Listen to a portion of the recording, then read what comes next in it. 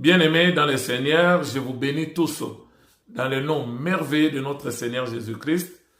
Par la grâce de Dieu, aujourd'hui, nous allons aborder un thème qui essaie un peu de troubler les enfants de Dieu lorsqu'ils entendent parler des péchés impardonnables que nous appelons les blasphèmes contre le Saint-Esprit. Alors, pour ne pas perdre le temps, nous allons prendre un texte. Là, je suis dans l'évangile de Matthieu, au chapitre 12. Je prends les versets 31 à 32. Écoute ce que dit le Seigneur Jésus.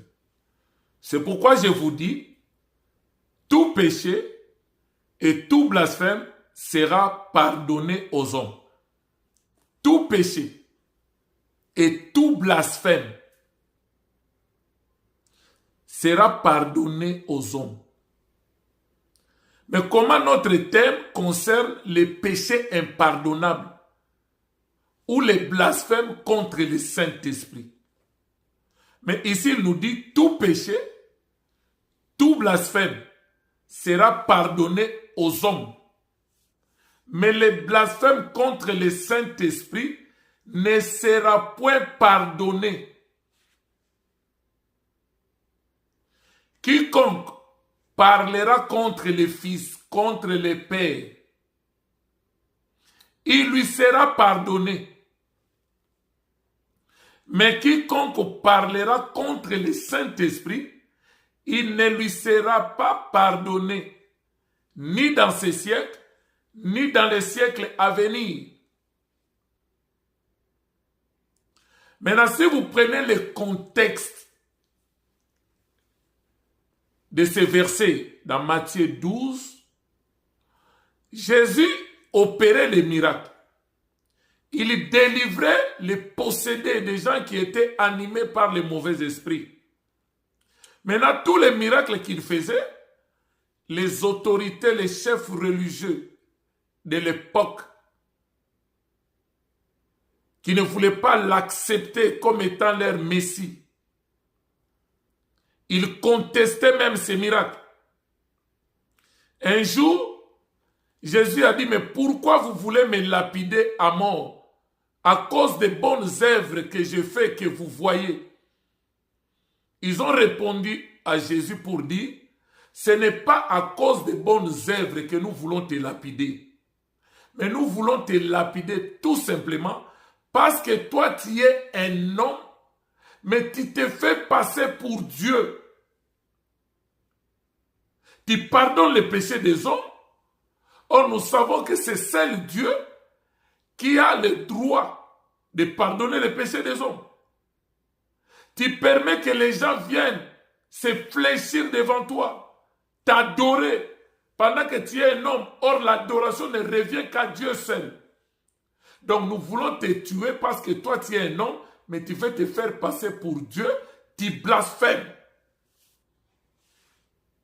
Mais ici, on nous parle que tout blasphème sera pardonné, mais sauf les blasphèmes contre le Saint-Esprit. Maintenant, ils ont accusé Jésus pour dire, tous les miracles qu'il fait, il les fait par Belzébul. Or, Belzébul, c'est un démon. C'est là où Jésus maintenant a dit, si je chasse les démons par l'esprit de Belzébul, un royaume divisé, comment pourrait-il subsister? Si Satan chasse Satan, comment Satan pourrait-il subsister? Donc vous voyez que vous êtes tous dans la confusion. Maintenant, il y a d'autres serviteurs, à partir de cet exemple. Pour eux, les blasphèmes contre le Saint-Esprit, c'est au moment où lui, il est en train de faire un service ou une délivrance, ou prier pour un malade et que le malade est guéri. Maintenant, si quelqu'un dans la salle, il doute que peut-être ce miracle ne vient pas de Dieu, peut-être qu'il le fait par rapport au fétiche. Maintenant, pour lui, celui qui a douté ainsi, comme les pharisiens qui doutaient de Jésus, Donc, il a blasphémé contre le Saint-Esprit. C'est un péché qui ne lui sera pas pardonné. Non. Là, c'est mal comprendre les péchés impardonnables. Là, c'est mal comprendre les blasphèmes contre le Saint-Esprit. Le problème, ce n'était pas par rapport au fait que ils ont dit que Jésus délivre les démons par Belzébul. Mais le problème, c'est parce qu'eux ne voulaient pas croire en Jésus, l'accepter comme Messie. L'incrédulité là.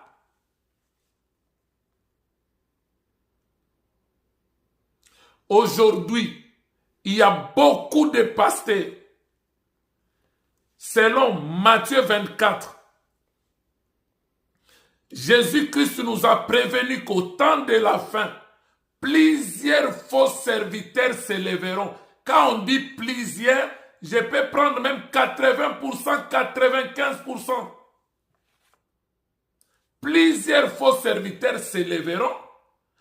Ils traîneront des foules nombreuses derrière eux. À cause de quoi? Par rapport aux miracles et aux prodiges mensongers qui ne viennent pas de Dieu. Ils vont commencer à opérer des miracles. Ils vont commencer à prédire des choses. Ils vont commencer à dévoiler même les secrets cachés des cœurs des hommes. Mais ils ne le font pas par la puissance du Saint-Esprit, mais ils le font par la puissance du diable. Ils ont l'ouverture du troisième œil. Ils voient des choses que les yeux naturels ne peuvent pas voir. Ils peuvent te dire, détailler ta vie, et tu trembles, tu penses qu'il vient de Dieu, tu penses que c'est lui le vrai serviteur. Mais pourtant, Matthieu 24 nous a prévenu. Prenez garde que personne ne vous séduise d'aucune manière. Mais ma joie est dans le verset 24 de Matthieu 24. On dit, ils séduiront beaucoup de gens, voire même, si c'était possible, les élus. Ça veut dire, un élu de Dieu ne peut pas être séduit par de faux serviteurs. Un élu de Dieu ne peut pas courir derrière les miracles mensongers. Pour nous qui avons accepté Jésus, nous qui avons cru en Jésus, le plus grand miracle qui dépasse tous les miracles, c'est lorsque une âme se convertit en Christ. C'est ça le plus grand miracle. Ressusciter les morts, faire marcher les paralytiques, ouvrir les yeux des aveugles, purifier les lépreux, faire toutes ces choses-là, il n'y aura jamais fête au ciel.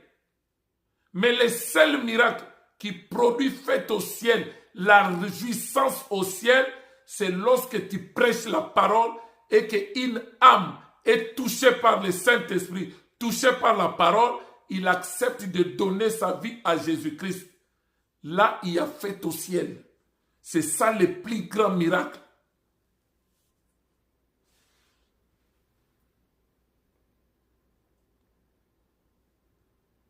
C'est pourquoi, vous qui n'avez pas encore accepté Jésus dans votre vie comme Seigneur et Sauveur, il est temps.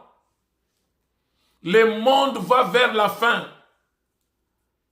Tous les signes qu'on avait dit dans Luc 17, tout ce qui s'est passé à l'époque de Noé, tout ce qui s'est passé à l'époque de Lot, il en sera de même les jours du Fils de l'homme. Nous voyons tout. Tous les signes sont là. Et Jésus est prêt. Accepte de donner ta vie à Jésus. L'accepter comme Seigneur et Sauveur personnel pour échapper au jugement de l'enfer.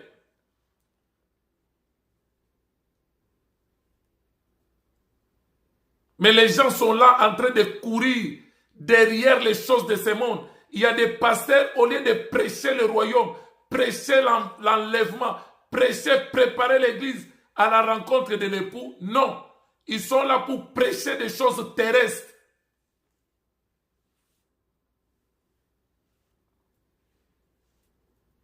Comme aujourd'hui, les gens sont devenus accros dans la sexualité. Il n'y a que des messages sur le sexe, sexe, sexe, sexe. Comment satisfaire, comment faire, comment faire, comment faire.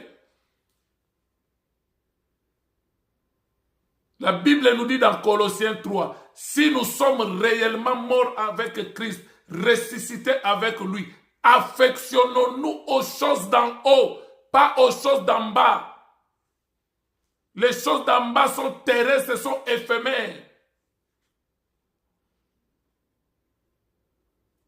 Vous servez Dieu, votre objectif c'est courir derrière l'argent, la richesse de ce monde, devenir riche.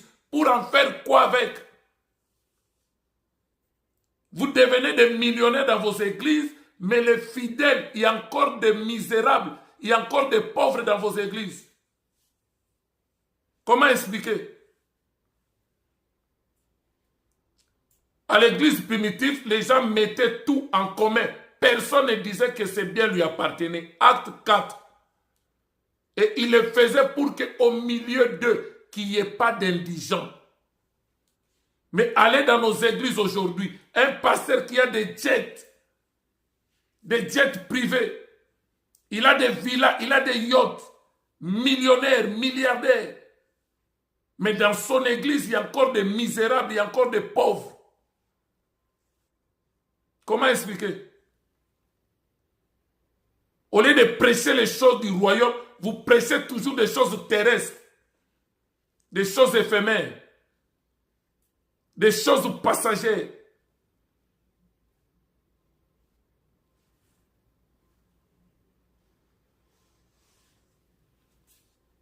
Et quand on prêche ces choses passagères, les choses terrestres, comme le monde est dans ça, ils ont des vues. Nous faisons ça. Nous savons que les réseaux sociaux est là pour affecter le monde, pour amener la distraction. Mais nous profitons par ces mêmes canaux pour véhiculer l'évangile de Jésus-Christ.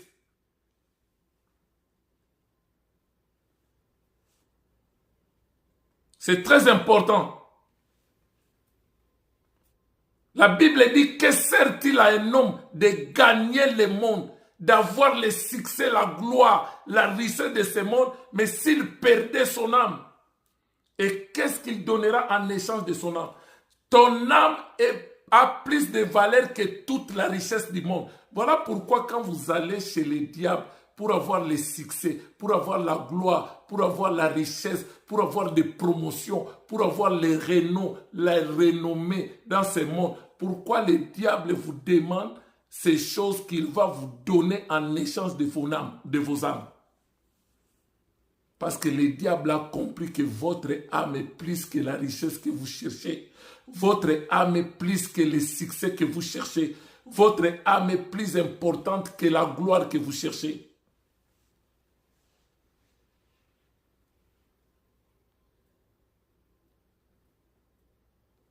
Celui qui pêche contre le Fils, contre le Père, sera pardonné. Mais celui qui pêche contre le Saint-Esprit ne sera jamais pardonné, ni dans ce siècle, ni dans les siècles à venir. C'est ça le blasphème contre le Saint-Esprit, le péché qui sera impardonnable. Je m'explique.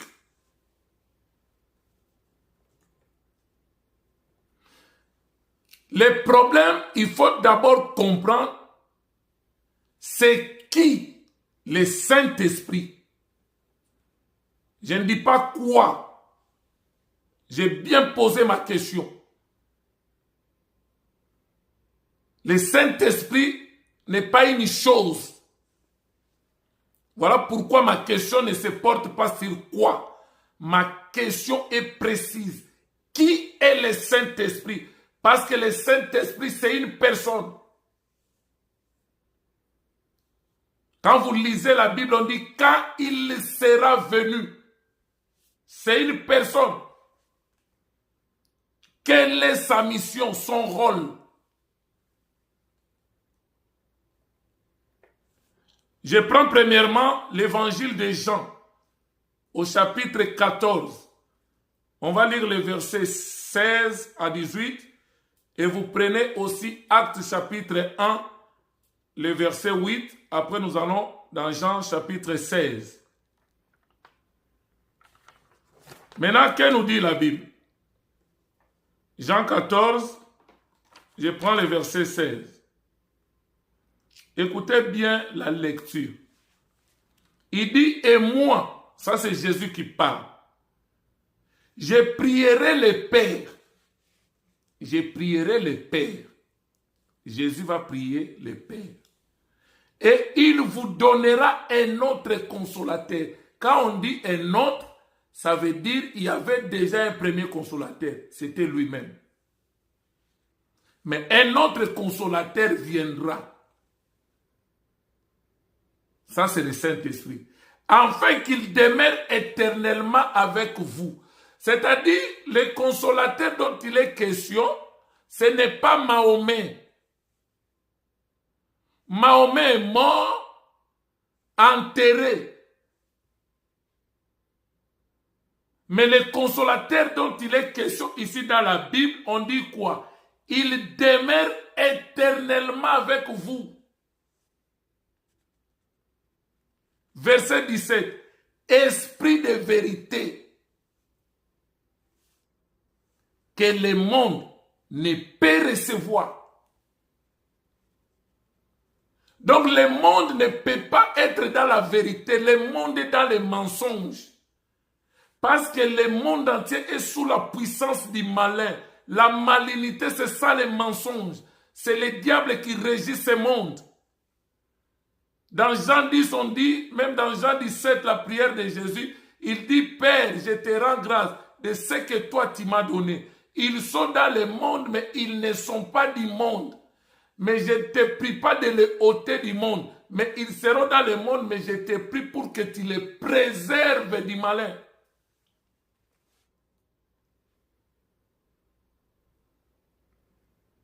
Le monde ne peut recevoir parce qu'il ne les voit point. Le monde ne voit pas ses consolateurs. Le monde ne voit pas le Saint-Esprit.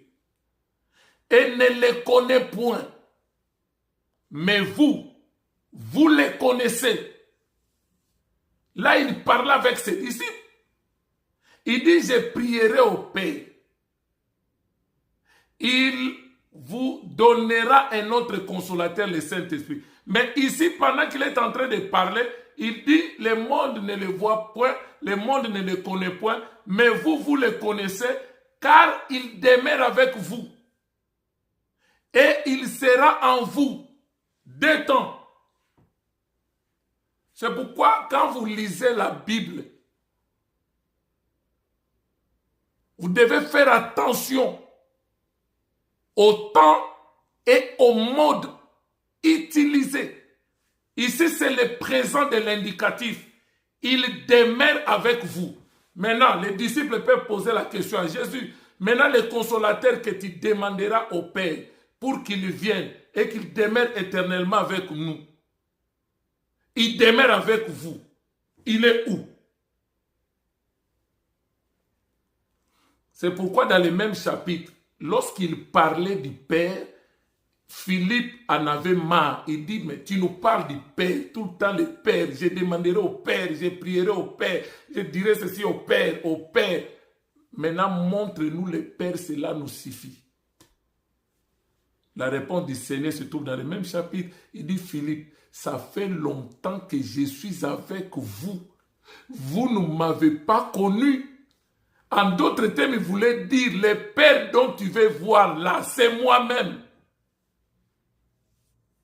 Ésaïe 9, 5, un enfant nous est né, un fils nous est donné, la domination reposera sur son épaule. On l'appellera admirable conseiller, Père éternel, Dieu puissant.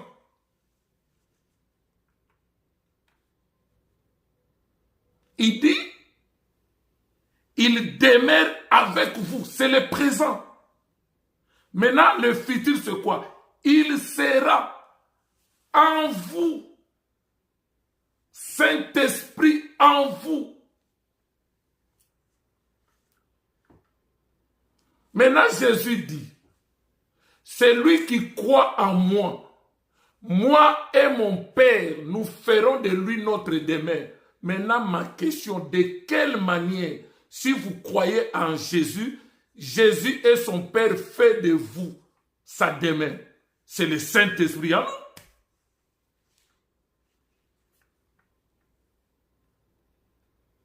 Là, si vous n'avez pas la révélation, vous allez vous troubler, c'est normal. Mais nous avons l'esprit. Et nous jubilons dans les cœurs, nous nous réjouissons. Nous disons que c'est ça notre nourriture. C'est ça la nourriture solide. La nourriture qui n'est pas pour les enfants. Les enfants, ils prennent d'abord du lait. Quand on est à l'école maternelle, primaire, on te dit 1 moins 2, c'est impossible. C'est normal. On te dit dans les 1, on ne peut pas soutirer 2. C'est impossible, c'est normal. Quand vous arrivez à l'université de Dieu, on vous dit ce n'est plus impossible. 1 moins 2, c'est moins 1. Là, c'est de la nourriture solide maintenant. Là, l'enfant, il n'est plus dans les laits maternels. Il commence à prendre la viande. Quand il grandit, on lui donne la viande avec des os. Après, il commence à brouter les os. C'est normal. Il demeure avec vous et il sera en vous. Et vous allez voir, dans Jean 20, il a soufflé sur les disciples. Il dit, recevez l'Esprit. Ils sont nés de nouveau.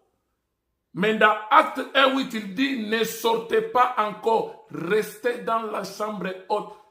Restez à Jérusalem jusqu'à ce que vous soyez revêtus de la puissance du Saint-Esprit. C'est le jour de la Pentecôte où le Saint-Esprit a tabernaclé en eux. Où ils ont reçu la puissance. Le Saint-Esprit sera en vous. L'accomplissement, c'est dans Acte 2, le jour de la Pentecôte. Mais au moment où il était avec eux, il dit, le consolateur là demeure avec vous. Et il sera là avec vous, il va demeurer avec vous éternellement. Donc c'est pour dire, je ne fais que changer de forme. Je suis avec vous maintenant. Je partirai, mais je reviendrai sous une autre forme. Et je tabernaclerai en vous. Et je vous conduirai dans toute la vérité.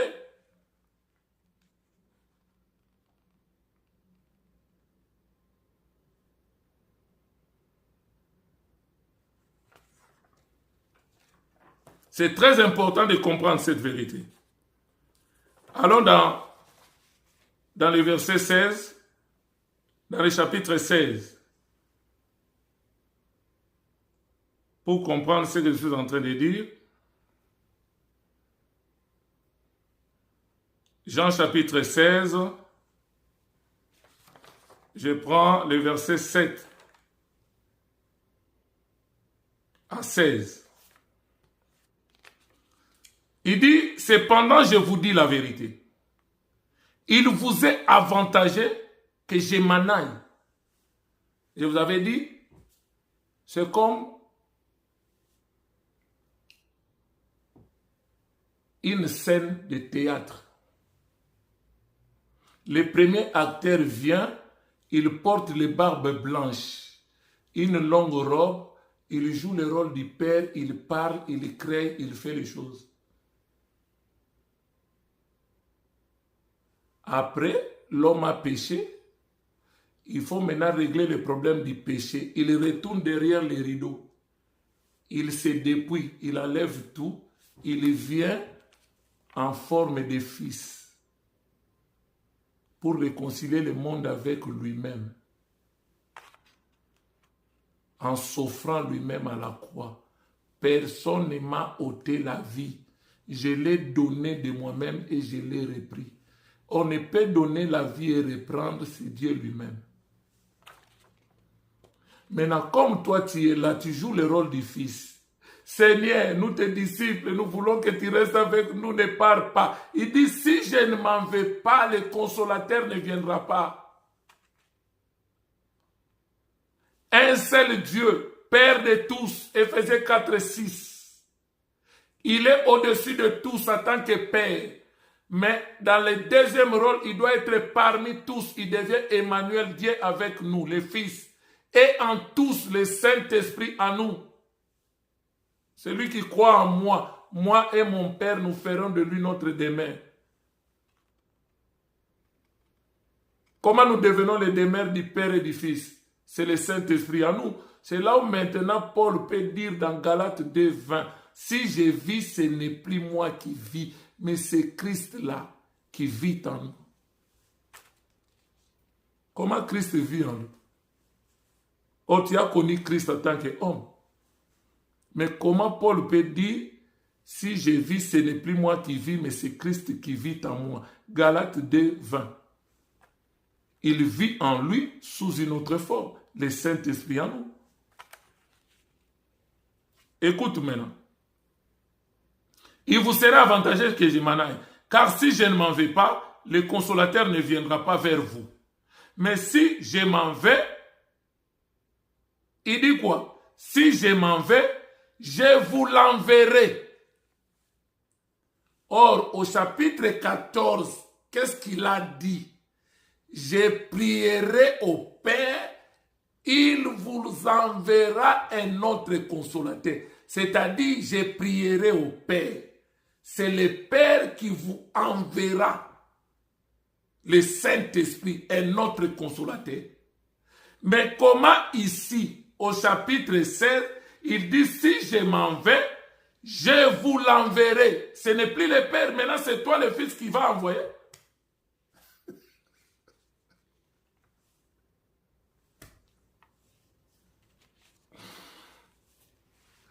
Que le Saint-Esprit vous illumine maintenant. Que le Saint-Esprit ouvre vos yeux spirituels. Que le Saint-Esprit fasse tomber les écailles. Que les oreilles s'ouvrent. Pour que vous compreniez le mystère du royaume.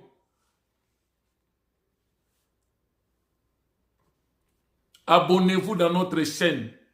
La Bonne Nouvelle TV 78-70. Vous ne serez pas déçus. Faites partie de cette famille. Et vous serez édifiés. Que Dieu vous bénisse abondamment.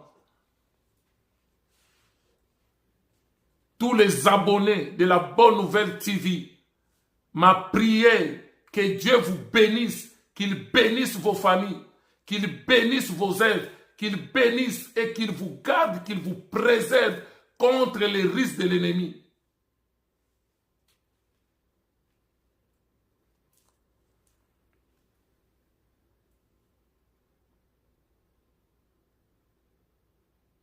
Soyez bénis. Il dit,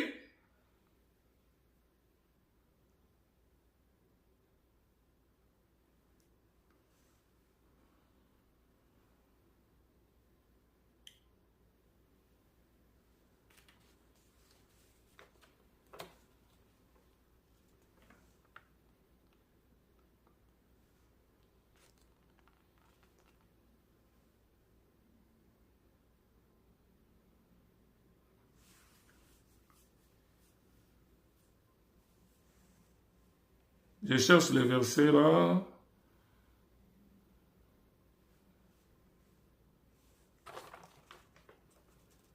Il dit, je vous l'enverrai. Verset 9. Non, verset 8.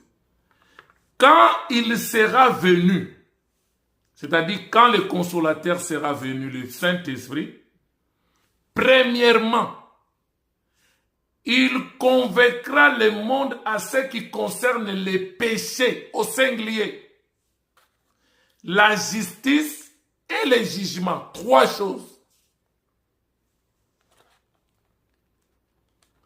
Donc Jésus, quand il est venu, dans son mandat, il n'avait pas le mandat de convaincre les cœurs des hommes. Mais c'est le Saint-Esprit qui a reçu le mandat de convaincre les cœurs des hommes. pour chasser l'incrédulité et mettre la foi à la place. Maintenant, on dit quoi?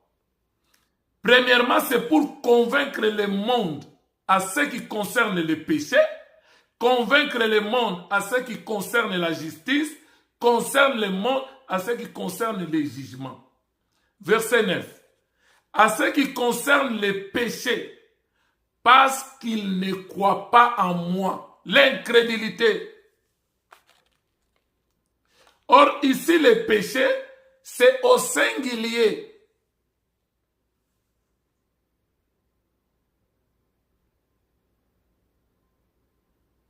Or, la Bible nous dit dans Romains 6, le verset 23, le salaire du péché, c'est la mort.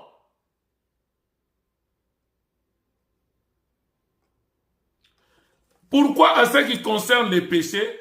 Parce qu'ils ne croient pas en moi. L'incrédulité. Donc, le Saint-Esprit est venu pour nous convaincre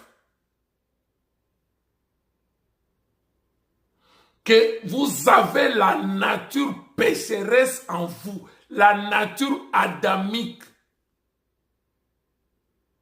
Maintenant, pour vous débarrasser de cette nature, vous devez donner votre vie à Jésus-Christ. C'est lui qui a porté cette nature pour vous et il l'a cloué à la croix une bonne fois pour toutes. Maintenant, si vous croyez en lui, c'est supposé que vous aussi, vous avez été mis à mort avec lui. La nature pécheresse est clouée. Maintenant, vous êtes mort. Quant à l'ancienne nature, maintenant vous êtes ressuscité en nouveauté de vie et vous devenez une nouvelle créature en Jésus-Christ.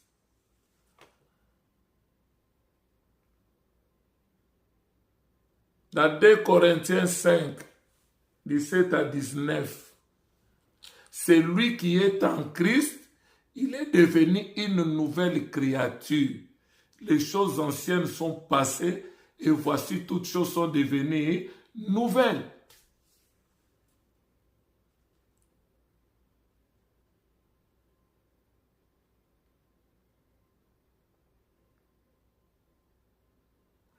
Quand vous lisez dans 1 Jean chapitre 5, le verset 16, 1 Jean chapitre 5, le verset 16, la Bible dit quoi? Si tu vois ton frère commettre un péché qui ne mène point à la mort, prie pour que Dieu donne la vie à ses frères. Or, Romains 6, 23 nous dit, le salaire du péché, c'est la mort. Or, le péché, là, c'est au singulier. La nature adamique, la nature pécheresse. Aussi longtemps la personne restera avec cette nature. Il ne veut pas donner sa vie à Jésus. Il préfère garder cette nature. La finalité de cette personne, c'est l'enfer. Maintenant, dans 1 Jean 5, 16, la Bible dit, si tu vois ton frère commettre un péché qui mène à la mort, qui ne mène point à la mort, prie pour ses frères et Dieu donnera la vie. Mais si tu vois ton frère commettre un péché qui mène à la mort, il dit, ce n'est pas de ce péché-là que j'ai dit de prier. Or, maintenant, les péchés qui mènent à la mort, c'est ça les péchés impardonnables. C'est ça les blasphèmes contre le Saint-Esprit. Or, les blasphèmes contre le Saint-Esprit, c'est quoi? C'est l'incrédulité, les refus d'accepter Jésus-Christ dans votre vie comme Seigneur et Sauveur. Ça, c'est le péché qui ne sera jamais pardonné. C'est l'enfer qui te guette.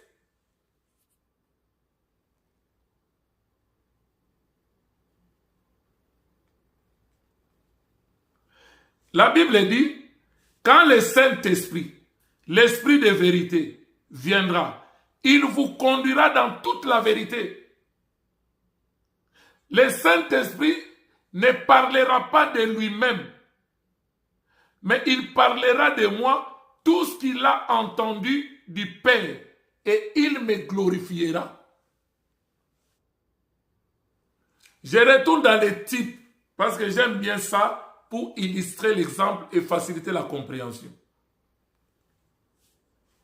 Quand Abraham, en tant que père, a vu Isaac, son fils, qu'il était maintenant à l'âge de prendre une épouse, la Bible dit Abraham appela l'ancien de son intendant. Or, quand nous lisons l'histoire, nous regardons parmi les intendants d'Abraham, celui qui était l'ancien et fidèle, il s'appelait Eliezer de Damas. Il dit à son intendant, le plus ancien, je vais te confier une mission. Tu vas aller chercher une épouse pour mon fils Isaac. Mais avant d'y aller, mets ta main sous ma cuisse et jure. Tu dois prêter serment que tu ne diras et tu ne feras que ce que moi je te dirai de dire et de faire. Il a mis sa main sous la cuisse d'Abraham et il jura. Tout ça là, c'est tout un enseignement. Mais on n'est pas là pour ça. On court derrière le temps. Quand le serviteur est allé, vous connaissez l'histoire. Là, je suis dans Genèse au chapitre 24. Au moment où il a trouvé Rebecca, il a vu sa famille. Il a donné le présent. Maintenant, au moment où il a pris Rebecca, pour les ramener maintenant à Isaac, les serviteurs, l'intendant, les plus anciens de la maison d'Abraham, lui, il joue le rôle du Saint-Esprit. Maintenant, Rebecca, c'est nous, l'église, l'épouse. Isaac, c'est l'époux. Abraham, c'est le père. Maintenant, la Bible dit, quand le consolateur viendra, il ne parlera pas de lui-même, mais il parlera de moi, Jésus, c'est-à-dire de moi, Isaac, tout ce qu'il a appris ou entendu auprès du père Abraham. Maintenant, il va dire ça à qui? À Rebecca. Or, Rebecca, c'est nous, l'église, l'épouse. Maintenant, au moment où Rebecca marchait maintenant, venait maintenant sur les chameaux, avec les serviteurs dans les plus anciens, à la rencontre d'Isaac, pendant le trajet, les serviteurs les plus anciens parlaient à Rebecca d'Isaac, qu'elle a accepté pour le mariage sans l'avoir vu. C'est ça la foi. Nous avons accepté Jésus comme étant notre époux sans l'avoir vu. Mais nous croyons au témoignage du Saint-Esprit. Il nous a dit c'est un époux génial. C'est un homme formidable. C'est un homme bon, plein d'amour, plein de bonté. Et pendant qu'il nous parle d'Isaac, nous lui posons des questions concernant notre époux Jésus. Le Saint-Esprit ne parlera pas de lui-même, mais il parlera de Jésus, ce qu'il a appris auprès du Père. Voilà pourquoi il y a des serviteurs, au lieu de parler de l'époux à l'épouse, lui il parle de sa vie privée. Il parle de sa richesse. Il parle des vêtements qu'il porte. Il parle de la valeur des vêtements, des biens qu'il a. L'épouse n'a pas besoin de ça. L'épouse a besoin que tu lui parles de son époux Christ. En lui parlant de son époux, il commence à voir la configuration de son époux, à quoi il ressemble. Tu vas voir un serviteur du haut de la chair. j'ai autant en banque. Pour que l'épouse en fasse quoi? J'ai une jet privée. J'ai 4 limousines. J'ai des châteaux. J'ai des villas. Dans mon compte, il y a autant. Pour que l'épouse fasse quoi avec des biens temporaires? Les jours où tu vas mourir, tu ne seras pas enterré avec ces choses. C'est les autres qui vont en jouir. L'épouse a besoin que tu lui parles de son époux. Quand le Saint-Esprit viendra, il ne parlera pas de lui-même, mais il parlera de l'époux. Ce qu'il a appris auprès du Père.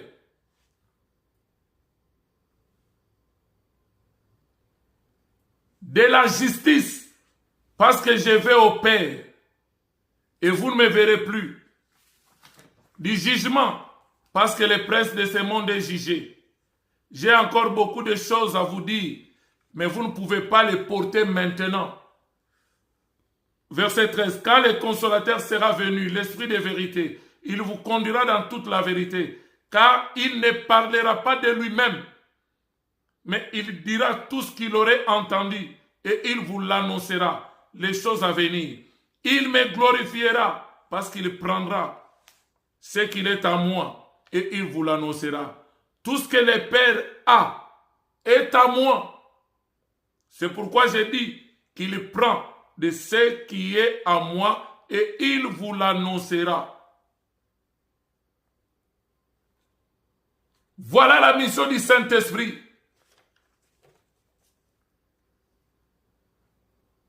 Jésus-Christ est mis mort avec toutes les accusations des hommes.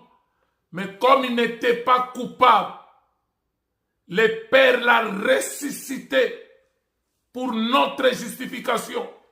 C'était pour témoigner que toutes les accusations étaient fausses à son sujet. Pilate a dit, j'ai jugé cet homme, mais je ne vois pas d'effraction. Dans Luc 23, le verset 13, il dit, je l'ai interrogé, je l'ai jugé. Il n'est coupable d'aucune de ces choses que vous l'accusez. C'est pourquoi le Père l'a ressuscité des morts. Pour la justification. C'était pour dire, il est justifié parce qu'il n'était pas coupable de toutes les accusations portées par ces hommes. Un jour, dans Jean chapitre 12, le verset 28 à 31, Jésus parlait, il priait, il dit, Père, glorifie ton nom. Et une voix vint du ciel. Je l'ai glorifié et je le glorifierai encore. La foule qui était là et qui avait entendu disait que c'est un tonnerre. D'autres disaient c'est un ange qui lui a parlé. Jésus a dit, ce n'est pas à cause de moi que cette voix s'est fait entendre. C'est à cause de vous, à cause de votre incrédulité, à cause de votre blasphème contre le Saint-Esprit. Vous refusez de me croire. Maintenant a lieu le jugement de ce monde. Maintenant, le prince de ce monde, Satan le diable, sera jeté dehors dans la géhenne, en enfer. Voilà le péché qui ne sera jamais pardonné. Les péchés qui mènent à la mort. Les blasphèmes contre le Saint-Esprit. Le Saint-Esprit est venu avec la mission de nous convaincre à ce qui concerne le péché, la justice et le jugement. Mais si vous ne vous laissez pas convaincre par le Saint-Esprit, vous rejetez la main tendue du Saint-Esprit, vous rejetez la mission du Saint-Esprit. C'est ça les blasphèmes contre le Saint-Esprit. C'est ça les péchés qui ne sera jamais pardonné. Et ça conduit en enfer.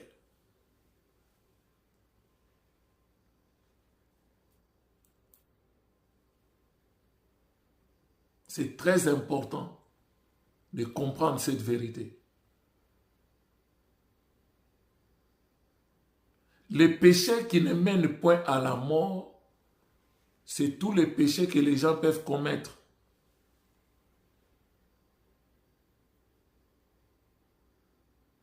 On dit,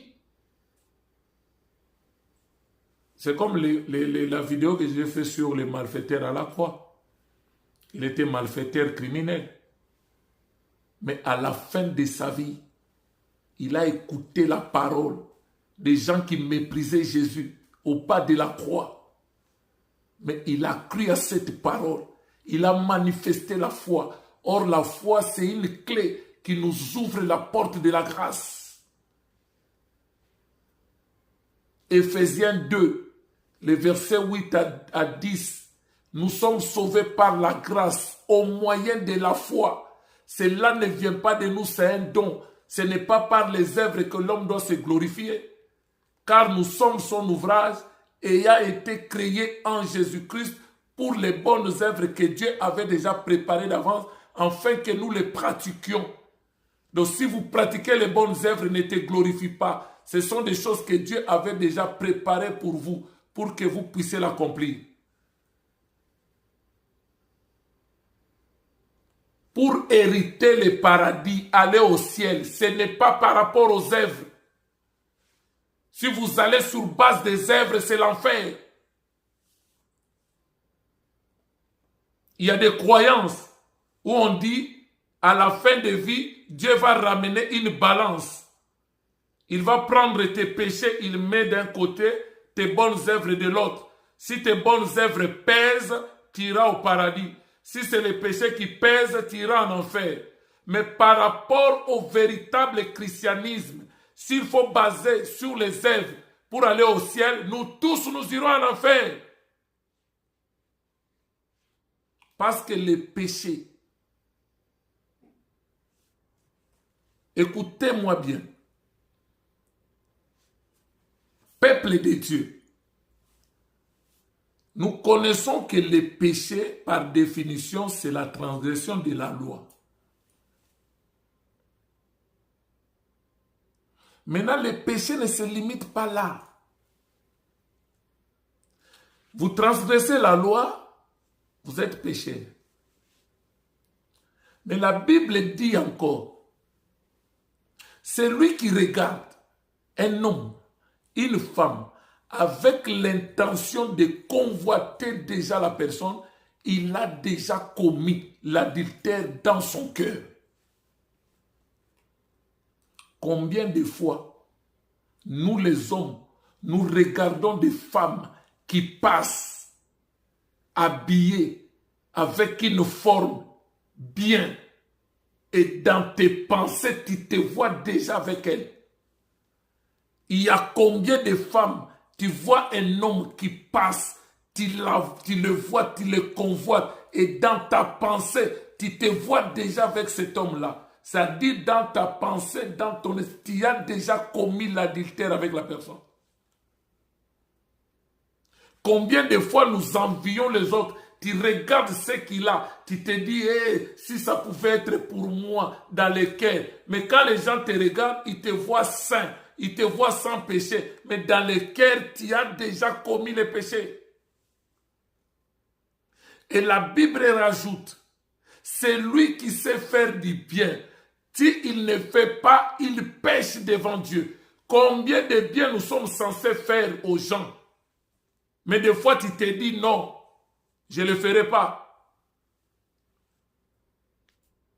Tu peux l'aider, tu peux le secourir. Tu dis non, je ne le ferai pas, je n'ai pas le temps. Il n'a qu'à se démerder. On dit c'est lui qui sait faire du bien. Lorsqu'il ne le fait pas, il pêche contre Dieu.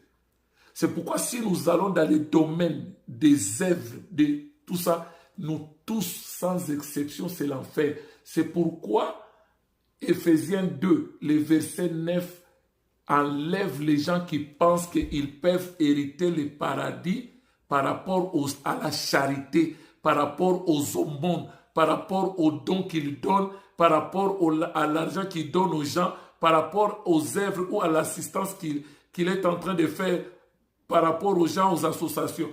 On n'entre pas au ciel par rapport à ça. C'est pourquoi verset 9, Ephésiens 2, on dit, ce n'est pas par les œuvres que l'homme doit se glorifier. Nous héritons le ciel par la foi, par la grâce au moyen de la foi. Celui qui a l'incrédulité, qui ne veut pas croire en Jésus, il blasphème contre le Saint-Esprit parce que le Saint-Esprit est venu avec la mission de nous convaincre du péché, convaincre les hommes du péché, de se débarrasser de la nature pécheresse, la nature adamique qui nous pousse à commettre les péchés individuels. Dans Galates 5, on nous parle de la chair et les œuvres de la chair. On nous parle de l'esprit et des œuvres, les fruits de l'esprit. C'est-à-dire que tu ne peux pas manifester le fruit de l'esprit qui est l'amour qui manifeste la paix, la joie, si tu n'as pas d'abord au préalable la mère qui est l'esprit. Il faut d'abord avoir l'esprit de Dieu, le Saint-Esprit. C'est le Saint-Esprit maintenant en toi va produire le fruit de l'esprit, l'amour. Et l'amour va manifester toutes ces choses. La bonté, la joie, parce qu'il y a un seul fruit de l'esprit. Il n'y en a pas 9. Maintenant, lorsque nous venons dans le monde, nous naissions avec la nature adamique qu'on appelle le péché au singulier qui a pour salaire la mort. Maintenant, le péché là qui est la chair a ses œuvres. C'est pourquoi avant d'embrasser, d'abord de connaître Jésus, on manifestait les œuvres de la chair. Galates 5 à partir du verset 16 jusqu'au verset 21.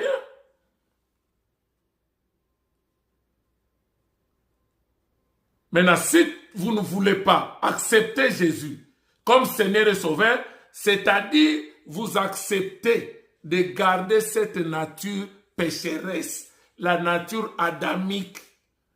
C'est comme pour dire, j'accepte de récolter le salaire du péché, qui est la mort. J'accepte d'aller en enfer, de finir dans la géhenne. C'est ça ce qu'on appelle les péchés impardonnables, les péchés, les blasphèmes contre le Saint-Esprit. Ce n'est pas parce que quelqu'un fait un miracle, si tu n'as pas la conviction par rapport à ces miracles, que tu as blasphémé contre le Saint-Esprit, c'est ça le péché qui ne sera pas pardonné. Non.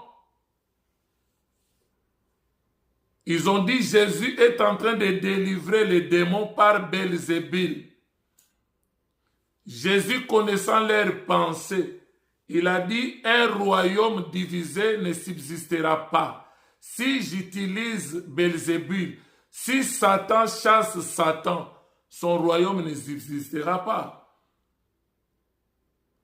Si un démon chasse un démon, son royaume ne subsistera pas.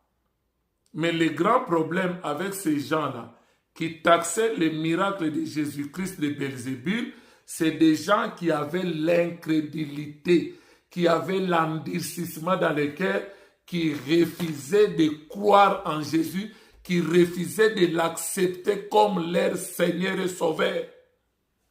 C'est ça le blasphème contre le Saint-Esprit, c'est ça le péché qui ne sera jamais pardonné. Et dans 1 Jean 5, le verset 16, c'est ça le péché qui conduit à la mort. Mais si vous croyez en Jésus, il devient votre Seigneur et Sauveur personnel. Il peut vous arriver de pécher. Il peut vous arriver de commettre un péché. Maintenant, les péchés que vous allez commettre, ce sont des péchés qui ne mènent point à la mort. C'est là où la Bible dit, si tu vois ton frère commettre un péché qui ne mène point à la mort, prie Dieu pour qu'il donne la vie à ses frères. Mais si tu vois ton frère commettre un péché qui mène à la mort, il dit, ce n'est pas de ce péché-là que je te dis de prier. Parce que le péché là, c'est le péché qui sera impardonnable. C'est ça les blasphèmes contre le Saint-Esprit, parce que la personne a refusé de croire en Jésus-Christ, de l'accepter dans sa vie comme Seigneur et Sauveur. Ça devient blasphème contre le Saint-Esprit. Parce que le Saint-Esprit a pour mission de nous convaincre le monde du péché, de convaincre de la justice et du jugement. Maintenant, nous qui avons accepté Jésus, nous qui avons cru en Jésus-Christ, c'est là où maintenant dans Romains 8, les versets 33 à 34, c'est vraiment important, on va lire ça pour terminer. C'est vraiment important les versets là. Romains 8,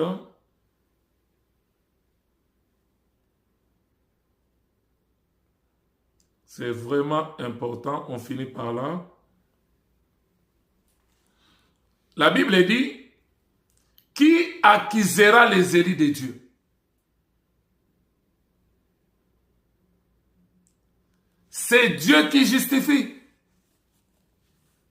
J'étais pécheur, j'étais criminel, mais au moment où j'ai écouté la parole de Dieu, et cette parole est sortie avec la puissance du Saint-Esprit, et cette puissance du Saint-Esprit a touché mon cœur, et j'ai compris que je dois donner ma vie à Jésus, je dois l'accepter comme Seigneur et Sauveur. Je crois en Jésus. Au moment où j'ai cru en lui, par la foi, Dieu m'a justifié.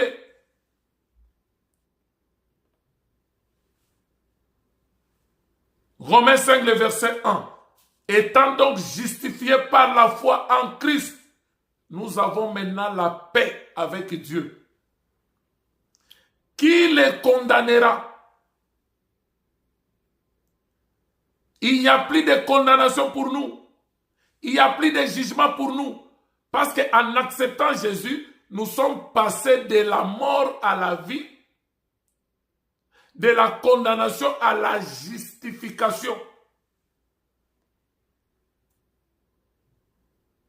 Personne ne pourra nous condamner. Parce que Christ a pris notre place.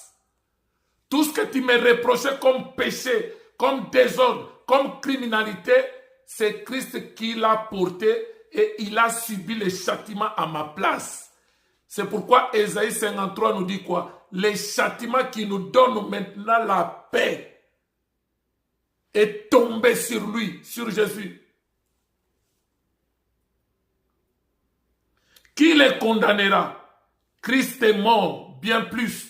Il est ressuscité et il est à la droite de Dieu et il intercède pour nous.